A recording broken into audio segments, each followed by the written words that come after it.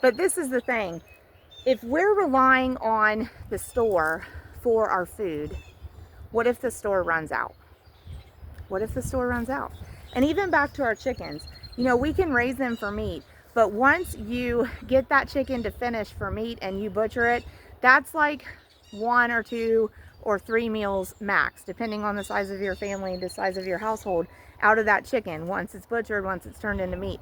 If we keep them for eggs, we've got a supply of eggs almost every day, probably at least every other day, from a single chicken, at least every other day. While that chicken is in production, we have an egg being produced from that hen. So that is a food supply that's going to replenish lots and lots and lots. I want to show you, and you get the visual. I want to show you something you do want to watch out for, though, if you do let your egg production hens free range. Take a look at this. I've been looking at these grasses. I want to purpose more of this flower bed, raised bed, for some veggies. I'm sorry, I can't figure out where to stand to get rid of the shadow. So I was looking at these grasses because I was thinking I want to transplant them. I could just dig them up. I could just move them down here beside the wall. So I was taking a real close look at them. You've probably already seen it. Look what I found. So we counted the other day. There's at least 13 eggs there. We don't know how long they've been there. Looks like they're probably from one of the leghorn hens. Some are busted. We're not going to use them. Guaranteed those have probably been there a while.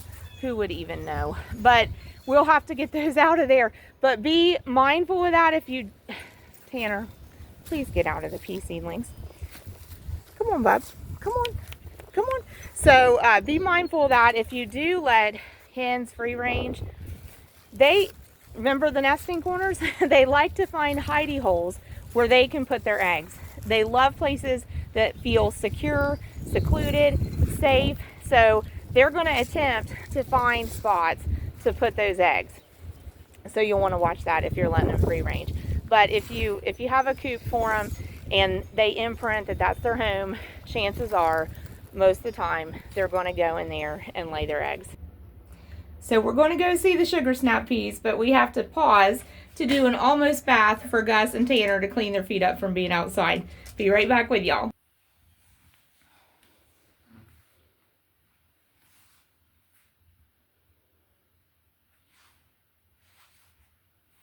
So, had a snafu with recording there, so don't know what we got recorded and what we didn't. I had mentioned that we did the little almost bath with Gus and Tanner because they've been outside and it's must season, and then they like to come in and play, but then lay on the couch. So we want to keep their paw prints off there. But found it interesting that this flat here is the same variety of seeds that we planted outside that we're waiting for starting out there. And we did 2 other varieties here. So we were kind of just for fun testing germination rate. So in this one, we actually got 6 out of 6. And in these 2, we got 4 out of 6 in one and 2 out of 6 in the other. The growth looks pretty vigorous in all of them. This was a sugar snap pea variety ordered from Mary's Heirloom Seeds in Ben Wheeler, Texas. And these were both seeds that we bought at a farm supply store that were prepackaged. So there's a package off of one. I think it was Pennington Organic Pea, and then that one was a Burpee brand. So that seed starter tray has a variety of those 3, but so far, at least in here, the best germination rate was from the Mary's Heirloom Seeds. I think Tanner's going to sleep there, but he's hoping I'll make it to the couch and sit down with him.